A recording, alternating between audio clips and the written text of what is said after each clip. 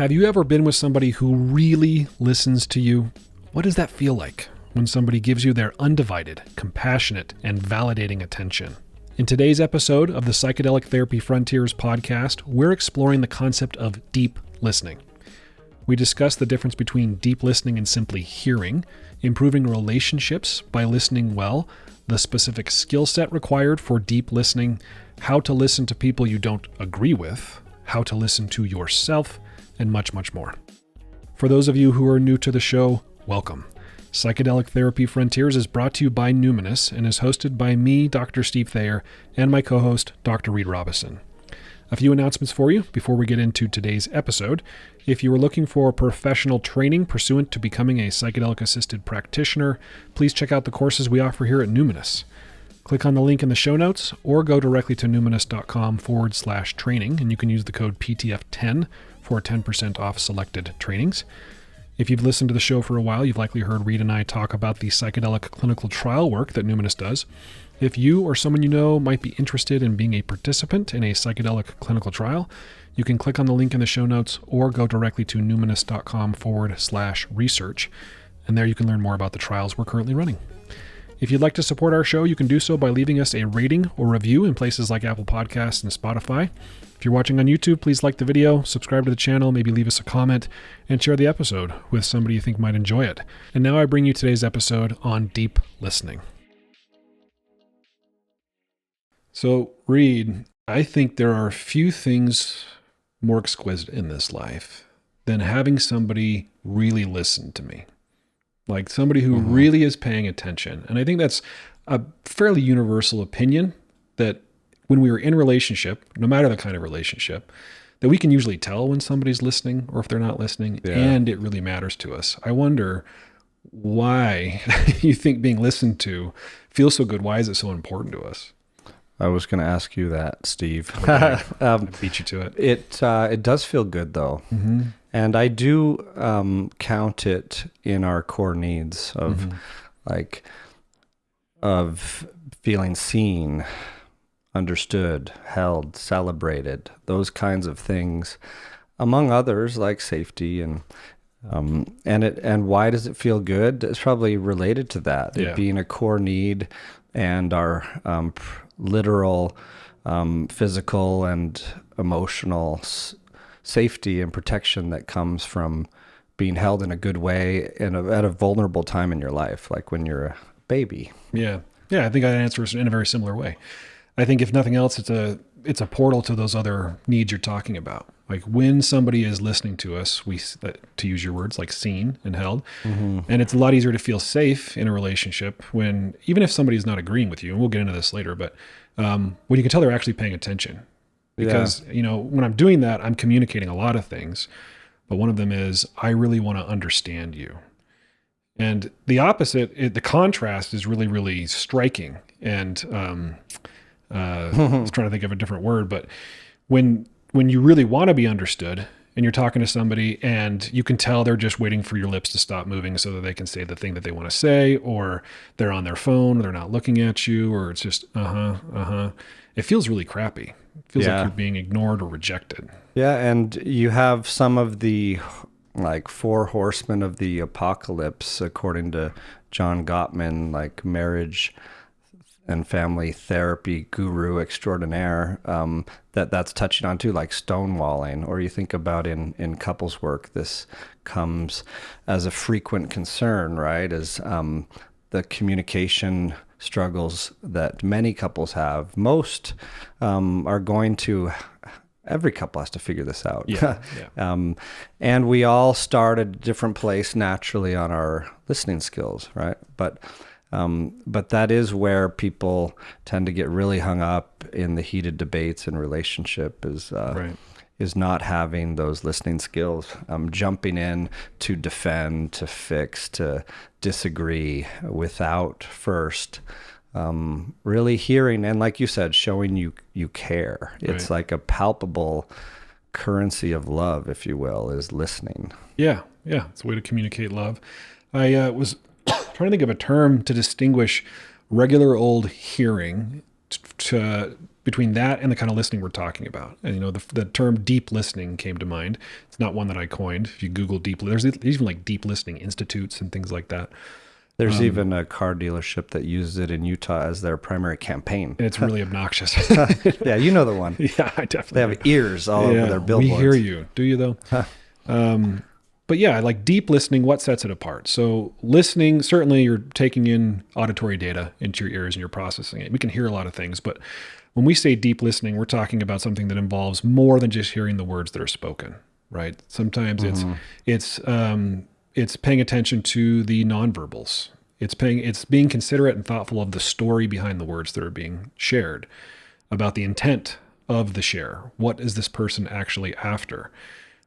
So it's really deep listening, I think, requires setting an intention to really understand the person that you're listening to be open to them. And we'll talk about various ways or magnitudes of openness, depending on what the objective is here and who the dyad is. But it's more than just sort of hearing the words that are coming out of their mouths. Yeah. And the signs of it that you brought up, or the examples, the tools of deep listening, I think they all do stem from that one intention of really seeking first to understand. Yeah. And it strikes me as a fascinating one, because some people, it's very palpable in our interpersonal relationships. Like, you can probably think of the few people who stand out in your life who are damn good listeners, because their whole self is there when you're speaking, and you don't feel interrupted like you might in many other situations, or you feel like they care, like they're trying. And if there's something that, they don't understand, they may ask you to clarify, or they may say back like, oh, wow. Like, it sounds like you felt, felt terrible after this happened. And, that must've been super hard. Yeah. Yeah, they care, right? And who doesn't want to be cared about? So if you want to be a better therapist, a better partner, a better parent, a better leader, human, be a good listener, right? Yeah. Improve your listening skills. It's one of the sort of on the short list of qualities a human being can have that makes them very, very likable. Yeah. Is being a good listener. Yeah. And we're all at a certain point on this spectrum, and that changes dramatically day to day based on how much sleep you have and how much stress and presence and all this other stuff. Or who you're listening to. Yeah. Yeah. And some people are just like exuding it in every situation and have made it their kind of default stance, perhaps by having an intention to just really listen and understand. But that's one thing that comes from the literature, because this, I've kind of seen it through my relatively brief career, 15 years in psychiatry since residency. And it wasn't really taught initially, but then these so-called soft skills were introduced to the curriculum more and more, and are now finally, thankfully, seen as like a crucial skill in the health profession. And there was this one paper I pulled the other day and just looked at the abstract, and it said, in fact, I'll read it because I have it right here. It was just basically that if you have an intention to improve your listening, a desire to improve, and are intentional about how you approach it, like try some skill, then you will improve your listening. Yeah, it's a skill that can be developed, right? Yeah. Some people may be just naturally more inclined to listening, and like all things, have a natural inclination to those skills. But yeah, it's definitely something you can get better at with deliberate practice, you might say. And this paper, for example, gives 5 skills for physicians, like curiosity, reflective listening, empathetic listening, listening for discrepancies, and listening in silence. So as an example, as one framework. Yeah. Yeah, and if you were to just go on, let's say you're looking for a new physician and you're looking at reviews, most of the 5-star reviews are going to have something in there about they listened to me, right? Yeah. Especially when it might be uncommon, right? If you got a busy, pressured doctor who's doing 10-minute evaluations, they might be listening for one symptom that they can then treat and get you out of there. So Yeah. it really makes a difference when you feel listened to. And I would imagine, Steve, that you've, before becoming a therapist, you were probably told you're a good listener. Yeah. Yeah. Because I experienced that from you. And I imagine that maybe that was even part of the myriad factors that went into why you chose a profession. One of them, like, oh, I'm good at this. Yeah, right? well, thank you. And yeah, I remember taking all these sort of strengths finder and career interest surveys in college, and every one of them came out as you're either going to be a pastor, like, or you're going to be a therapist. Mm-hmm. And for a variety of reasons. But yeah, I often got that feedback that, I'm a quote unquote good listener. And I was trying to think about that, like, why? What was it in my youth that made me want to listen to people? Because I really did. And it's a lot of things, but one of the things was I wanted to be listened to too. So I was kind of like giving that gift to other people in the hopes that they would give it back to me. And folks, sometimes that works.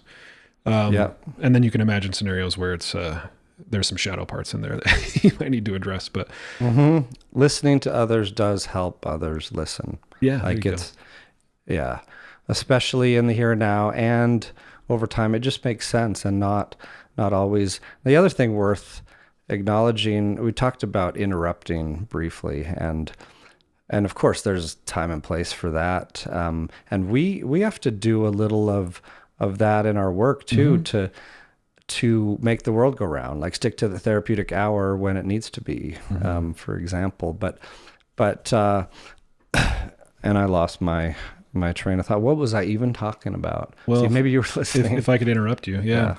No, you're talking about interruption. Yeah. So ADHD, just to pick a random mental health condition to show how we are at different points on this spectrum. And it's oversimplifying even to call it one spectrum. Like there are multiple domains of this beautiful skill that we're talking about cultivating.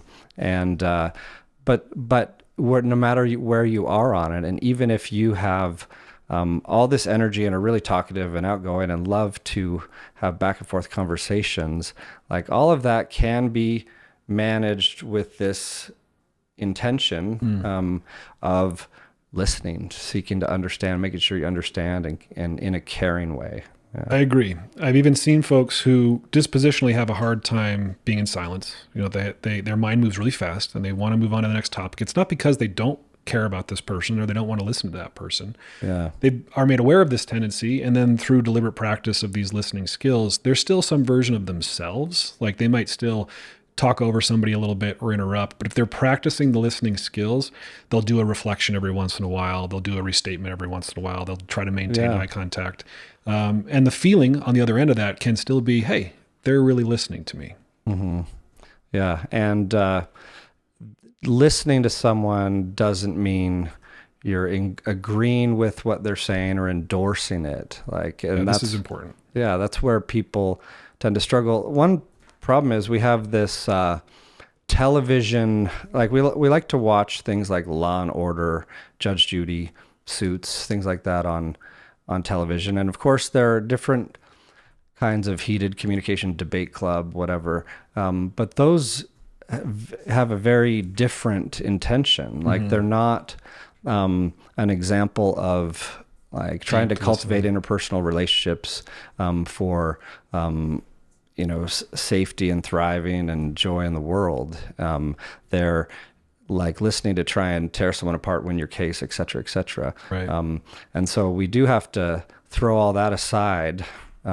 Just make sure it's thrown aside and remember that listening doesn't mean like you could be listening to the craziest, most concerning conspiracy theory from someone and still make some statements to make sure you're hearing them correctly and understand. In fact, the more intense a conversation may be, the more may be a sign that you really need to make sure you are understanding as you go. Yeah, I think this is important because I think talking about listening to people who you don't agree with, not only is it really needed in today's day and age when we're very polarized, but it's also important because it helps us distinguish between regular old hearing, like I was saying before, and deep listening. So to say more about what you're saying, when we are listening to somebody who has very different opinions than us, or might even feel like a heated discussion, not necessarily an argument, right? We, by listening to them, if our intention is to understand, it doesn't mean that we are complicit. Like you were saying, it doesn't mean that we agree or that we're even validating their ideas that we don't agree with. It means we're being respectful and humble, and we're creating a space in which they can express themselves so that we can understand before we make a counterpoint, before we say, I'm not sure I really agree with that. And that makes it very different than a heated argument where you're talking past each other, or you're looking for vulnerabilities that you can then stab them, where those vulnerabilities lie. So the power of these deep listening skills is not only to be well liked or make people feel comfortable. It also helps you maintain your own boundaries when you're in a conversation or interaction with somebody who maybe makes you feel a little uncomfortable. So next time you're at Thanksgiving dinner with your family who are politically different from you or whatever, you can use some of these skills. And what do you mean by helps you maintain your own boundaries? Just to clarify, because I agree with all that. I think it might be helpful. Maybe an example or a little more on that. Because listening doesn't mean you're giving up your ability to say no to a request, right? Right. Yeah, I think for me, it comes in that, again, back to that intention of, if I'm in a conversation with somebody and we're talking about things that they're saying some things that I disagree with a lot. My intention is not to win an argument. It's just to understand. That puts my nervous system at ease. So that's a boundary that I set. I don't have to believe or be influenced by what this person is saying, but I can still listen with humility because, but for the grace of God, go I. If I had their life with their upbringing and exposed to all the stimuli that they were exposed to, I might think very similar things. Yeah. So that's the way I like to weave compassion into the listening conversation. Is you want to be a really good listener. You mentioned curiosity before.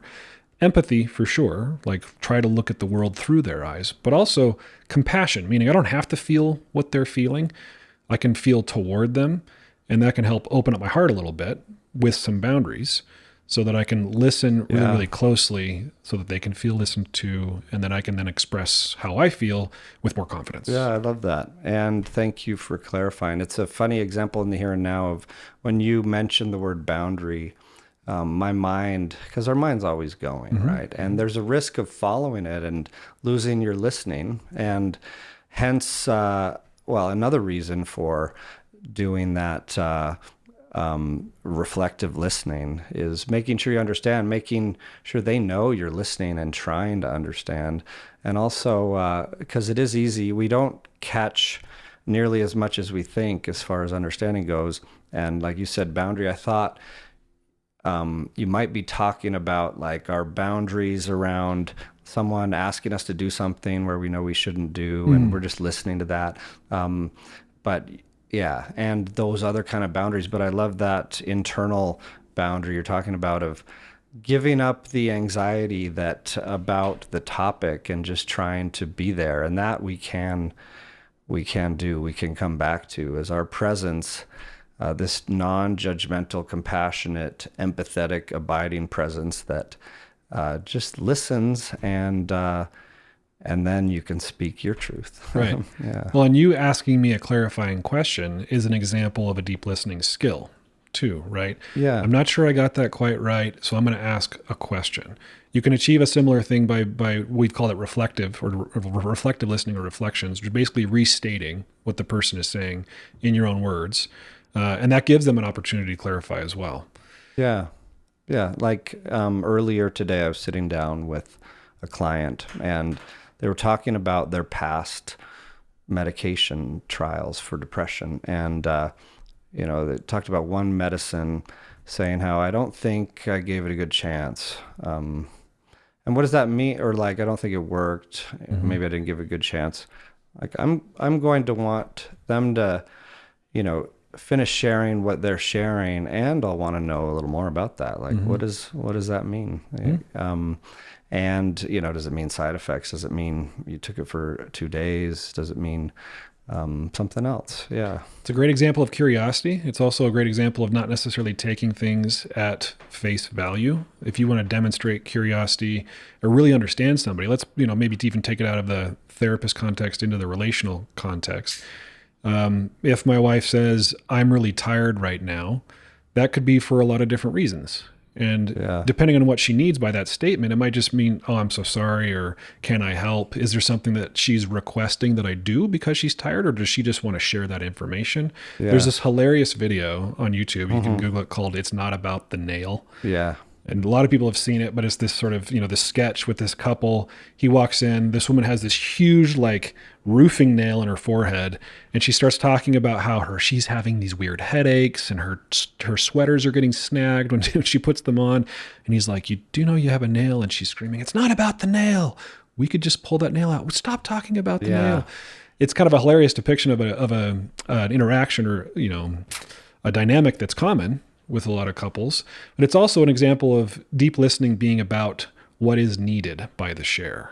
Yeah. So in this case, this person, although in your mind you might think, these problems go away if we just take the freaking nail out, that's not what is needed in that moment. What is needed is validation, witnessing the things we're talking about. What we started with too, the need to feel seen and understood. And yeah, I like the nail example. It reminds me of this golden rule of listening in the emotion-focused therapy realm and beyond that we've talked about on here, but validation. Before you even dream about trying to offer a solution or going into fix-it mode, make sure you've validated. And in my opinion, multiple times are often needed to get that point across. And by validate, I mean oh, that must have been, I can understand how you feel that way. It must have been so hard to, well, there's an example I saw from healthcare. I could just read it. It's like a nurse, after listening to a patient who says, I'm really sorry, Susan, but you have to stay in bed. Your doctor says your bones won't heal unless you stay in bed for another week. Compare that to another slightly different approach. I hear that you're very uncomfortable right now, Susan, and you'd really like to get out of bed and move around. I would too. Yeah. But, your doctor says your bones won't heal unless you, rest in this way for this long. That simple step of validating first is so powerful. Certainly, it's one of the bread and butter of the psychotherapist doing things like that. But I've seen it be very powerful as a parent. When my kids are young and they're losing their minds, and it's about something that I think as an adult with my adult mind is not a big deal. If I tell them that, it's not a big deal, right? That's not going to go over well. Oh yeah, it's counterproductive. Or if I try in and to jump in and fix it too quickly. Dad. Yeah. I just wanted, they may not say this, they probably won't, but I just wanted you to hear me. Yeah. So I remember stumbling on this early on when my kids were really young and just discovering that the biggest lever I had against a so-called temper tantrum was just relentlessly validating. And again, not validating to say, oh yeah, I can see why you hit your brother. That was a good idea. That's how you should discharge anger, right? It was just, you seem really upset right now. Yeah. Complete sentence, right? Full stop. Yeah, I'm upset. When you get upset, you like to yell. Yeah. And just, they start to relax a little bit, like I'm being seen, being validated. Think about it. Sometimes there aren't easy, novel solutions that will just magically change everything. I'm thinking of another parenting example. As a parent of twins, you can imagine that once in a while they might push each other's buttons by existing 24/7 with the same DNA in the same house and school and everything else. And I have amazing twins, by the way. And in the relatively rare occasions where they might be feeling frustrated by the other, I realize there's not a whole lot I can do to fix that, the experience of coexisting with another, but there is a lot of good that can come about just letting someone know you hear them, you understand what they're saying, what it's like to be them. And that's kind of my intention that I try to bring into work. And if I'm if I'm remembering it, which I want to, bring it into every discussion beyond that too, is like this intention and stance of what is it like to be you, and that compassionate curiosity like takes care of so much of the rest. It's such a simple but powerful thing that, like you say, upstream, if you can just wonder, what's it like to be this person? Yeah. It puts, at least for me, it puts my nervous system at ease. It makes me less defensive. You were talking about Gottman's 4 horsemen, defensiveness being one, or because we feel like we're not safe with the other person, they're not going to acknowledge us, they're not listening to us, we have to defend ourselves. Yeah, weapons up. But Right. yet what we're talking about, reflective listening with empathy, compassion, puts weapons down. And in couples arguments, for example, those kind of things, those horsemen of the apocalypse, defensiveness and just stonewalling, turning your back on it, whatever it may be. Yeah. Those ones clearly do the opposite, like trigger more frustration. But think about like just how far it goes to just like take that stance of listening, seeking first to understand it, like weapons down, because someone has to put their weapons down first. Like often we understandably don't want to be that first, but then you realize like, whoa, I can avoid so much heartache by just the minute I remember, return to presence. Yeah. I've had a lot of experiences personally and with my clients where after courage is exercised and somebody makes the decision to put their weapons down, things tend to go pretty smoothly. Of course, there are exceptions to that, right? If you're in a relationship with somebody who's abusive or predatory or, take your pick, a sociopath, then you have defenses for good reasons. But. Yeah, that's a very good point. And it's interesting to think about the wide range of communication styles that we encounter in work and everyone encounters in real life, but how different it is to sit with someone with, say, histrionic personality disorder compared to narcissistic, compared to antisocial, compared to, anything else. But then when you get into like borderline personality disorder, that's often thought of as the hardest communication challenge for some, especially new clinicians. It's interesting how these come to play because we have these mirror neurons, right, that play into what we're talking about, like that core need of feeling seen and understood and everything and held. We have these neurons that kind of detect the energy, emotionality, and that stance of another. And as you're mirroring and you're reflective listening, if you can kind of match their energy in some way on this elevator, you can, like as a therapeutic strategy, you can help bring that down a notch. Like sometimes when you're reflective listening, you want to use your own words as a general rule, but if there are hyperbolic, say super exaggerated descriptions of certain things like, my mom was terrorizing me or whatever, you may want to use that word, or you may want to be hyperbolic in your reflective listening, because there is a risk of being, it sounds like your mom irritated you a little bit. Right. That might not go over as well, understandably. Yeah, and it also, a reflection like that can give them an opportunity to reconsider their words. Like, was I actually communicating what I really mean? I've seen that happen in therapy a bunch. So my mom was terrorizing me, and I might even go a step further just to experiment. Yeah, your mom was a horrible person. And they're like, well, I don't know about that, right? And then they whittle down to something that was more accurate of their lived experience and not necessarily charged by the emotion in the moment. But yeah, reflections like that are super useful. Might be in the advanced category, not to use it the 7-Eleven in your first encounter, perhaps, but you could try it. Yeah. So other sort of hot tips and skills for deep listening, undivided attention, right? Put your phone down, look at their eyes. Yeah. Something I call affirming grunts. That's just a, yeah. Yeah, maybe not frightening grunts, but choose your grunts. Choose your grunts wisely with your mirror neurons informing.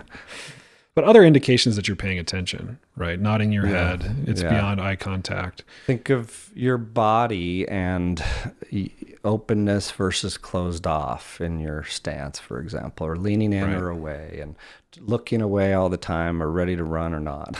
Yeah, I mean, how if you've ever had that experience, how obnoxious is that when you're trying to tell a story or you're talking to somebody and they're checking their watch, they're looking around, they're looking at their phone. It's hard to believe that they're actually paying attention to you. Are you listening to me? Yeah, I'm listening, right? So if you're sitting next to your partner on the couch and they're scrolling TikTok and you're trying to say something to them, maybe pause, wait, Yeah. get their attention. Yeah, there's nothing like a good cellular device to kill that currency of love that is attention and deep listening. Yeah. Yeah. You Especially with your mentioned- loved ones. You mentioned silence earlier. Silence can be a really important deep listening skill too, especially silence paired with these other nonverbals, communicating that we're still here, we're paying attention. As a therapist, we're trained to use silence powerfully in graduate school. Sometimes silence can be better than any question that you could ask. We talked about the Yeah. power of curious questions, of course, but I've noticed sometimes in sessions where I've got a question, I think I know where my curiosity is going to take me or where it might actually be helpful for this person to go, and I'll just be quiet. Yeah. And then something emerges I didn't expect, or I couldn't have possibly asked a question to get to. So Yeah. silence is important. And I'll admit that silence one is the one of these common lists, like in that paper for clinicians, for example, when it talks about silence as one of the tools. I could imagine other people might have this experience as well of getting tripped on. Oh, when do I be silent or not? But I like, practically speaking, the MAPS therapy manual or training acronym of why am I talking? Or like, if you can check in on your words before they come out, and if it is a good time and place to add them to this dynamic, then I think that is another way of getting at it. But Yeah. And I guess I should say all these tools that we're talking about,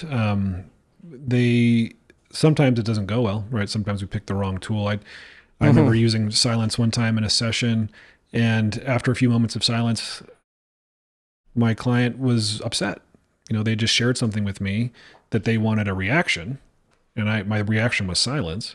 And I was thinking I'm giving them some sacred silence to sort of feel into their emotions. They're like, "Why didn't you say anything?" yeah.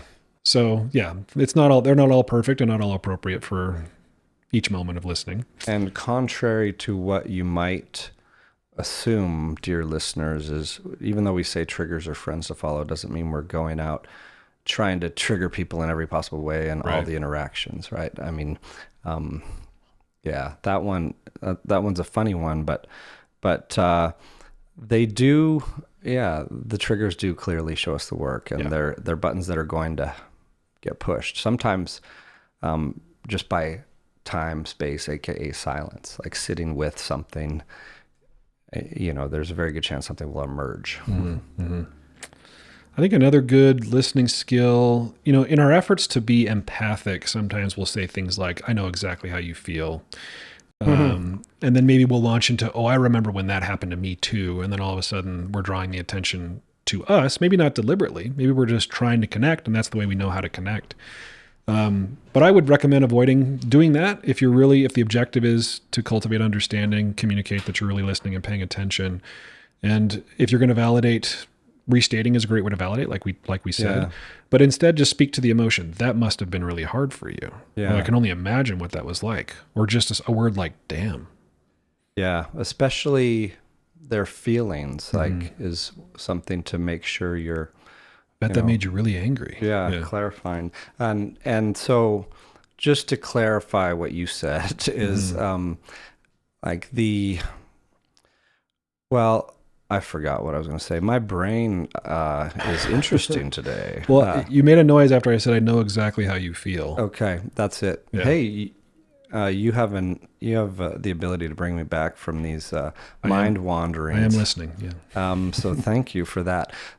So I know exactly how you feel is a term I tend to avoid, period, because as much as I want to, and as much as I feel my ego feels like I have above average skills in that department, I also always remember that I do not know exactly how they feel, and I Yeah. worry that that might be off-putting even without the tangent of a personal story. But wondering what you think, just as far as getting into the weeds a bit. Yeah, I try not to make the statement because, like you said, we can't possibly know exactly how anyone feels, even if we've gone through similar experiences. Our experiences are being filtered through a different meat suit, so we Yeah. can't know exactly how they're feeling. And this So is, oh, go I was just ahead. going to say instead, like you were saying, I try to just speak to the emotion with some of the phrases I mentioned earlier. Just, that must have been really difficult, or I bet you were really angry. Those are guesses that provide them an opportunity to either be like, yes, on point, thank He you. gets me. Or, well, I don't know if it was quite like that. And then you just dive right back into curiosity. And to do that also involves a lot of humility, right? Which I think you just demonstrated. Sure, we're professional mental health people. We are probably pretty good at listening, probably pretty good at empathy and compassion. But we need to put that on a shelf a bit and not to get too confident and maintain some humility. Like it might be that I think I know how this person feels or what Yeah. they're going through, but it's best not to assume. Yeah, and it's also, I've found it useful to assume that when an argument starts, or when there's a heated debate, if you will, or a lot of energy around a discussion, there's a very good chance. I just assume I'm at risk of losing my solid present footing of deep listening, and just kind of have your awareness be on the lookout for that and gently reel it back in, or if you need to, take a careful, compassionate pause from the conversation. Like, if you're feeling flooded right now, one of the most beautiful gifts you can give to the other and yourself is to express that and give a time that you want to come back to it, hopefully very soon. Like, can we take time out for 10 minutes or an hour or whatever? Right. Yeah. Right. Or if you need to go clear your head. Do you have any other deep listening pro tips? I've got one tangent that I want to go on before we wrap up, but Yeah. So, I have another maybe tangential one, but I think it's related to what we're talking about, the empathy. Like, I think I mentioned to you earlier from the nonviolent communication model, Marshall Rosenberg, which I love. I think it's a beautiful framework. For anyone who's not familiar, old book, and he's passed away, but it's a classic. He talks about two kinds of empathy there, like receiving empathy and providing it. And I've always thought that's a helpful distinction, this self-empathy reminder. But wondering if you have any thoughts on distinguishing those two, or how you might provide empathy to yourself and how it relates to listening. it's actually kind of related to the tangent I was going Oh. to go on. So perfect. Convenient, Yes. unplanned. Well, part of listening is listening internally, right? It's intrapsychic attention. And so we've talked a lot recently on the show about this concept of internal parts and internal family systems and just ways to access self-compassion. And one of the ways to do that for me is to listen deeply to me. And that might be literally listening to the words and the tone, the prosody, and everything that's coming out of my mouth. It might be listening to my body, to my sensations. It might be listening to my fatigue. It might be listening Gut to instincts. my yeah. gut, my emotions, my neuroses, right? But listening from this position of all is welcome, and I want to understand. So not unlike what you would do with somebody who isn't you, right? With another person, but seeking to understand before making snap judgments. So, oh, I'm tired. And then my inner critic says, well, you shouldn't be tired. Work harder, drink more caffeine or whatever, right? Curious. Part of me is tired, probably for a good reason. Part of me is resisting or rejecting this tiredness and getting angry at me. So self-empathy, I Yeah. guess. I don't know if that's exactly what is meant by the NVC, but Yeah. No, I think, when he expands on it, I think I love hearing your opinion on it, because it helps mine take shape, because it is one of these are things that are sometimes hard to pinpoint, like this idea of attuning to oneself and the world at the same time. Beautiful concepts, and like, sometimes we might get lost in it, but I think Marshall Rosenberg's intention with that was just being honest with your feelings and your needs throughout as well, honoring self and other at the same time as like equally important parts of the same coin in order for harmony to exist. I like that. Yeah. Yeah. And if you're going to ask honesty of somebody else, it's probably a good idea to be honest yourself. Yeah. In that way, right? Honest about what you really want, what you really feel. Yeah. And I'd love to ask AI to count these for us. How many times have I said this? But it means I've said it a lot because it matters to me. And I believe it is like one of the most loving things we can do for the other is telling the truth about how we feel and what we need.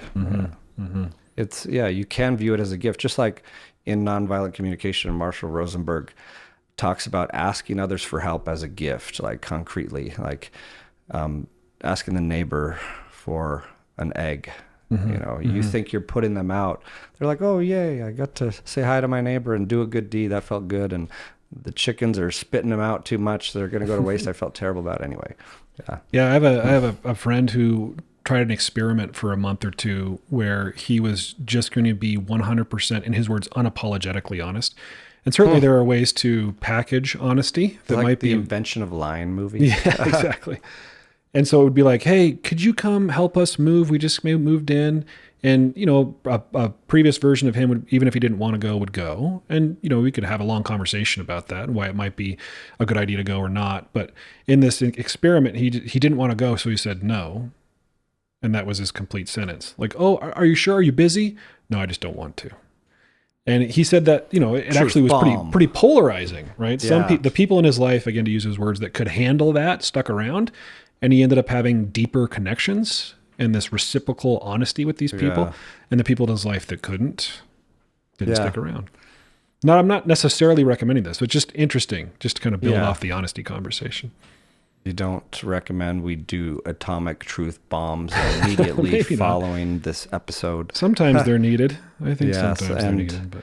Yeah, and that is where this listening to self comes in. It reminds me of the age-old Buddhist concept and meditation you've probably experienced called metta or Tibetan loving kindness of like first you really kind of fill your own reservoir of love by sending those good vibes inward, and then you're sending it like to those close by loved ones, people in close proximity. It's a little easier to practice and expand, and then you're going to like, ooh, your enemies, ooh, people you don't know, people committing atrocities, or like all beings, bugs that annoy the hell out of you, things like that.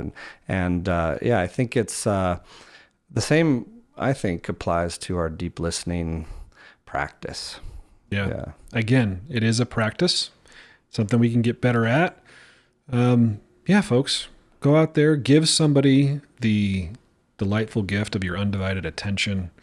Seek to understand before seeking to be understood, and see where it takes you. Thanks, Steve. And thanks, everyone. Thanks, everyone, for listening. Psychedelic Therapy Frontiers is brought to you by Numinus, a mental wellness company committed to tackling the global mental health crisis by delivering best-in-class psychedelic-assisted therapies, contributing to the body of primary and clinical psychedelic research, and fostering healing through community connection and social responsibility. You can learn more about Numinus at numinus.com. That's Numinus.com.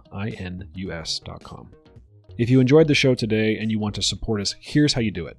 Rate and review the show on platforms like Apple Podcasts and Spotify. Subscribe to the Numinus YouTube channel, like the videos, and share it. Share the show or clips of the show with someone that you think will enjoy it. The content of this podcast does not constitute medical advice or mental health treatment. Consult with a medical or mental health professional if you believe you are in need of mental health treatment.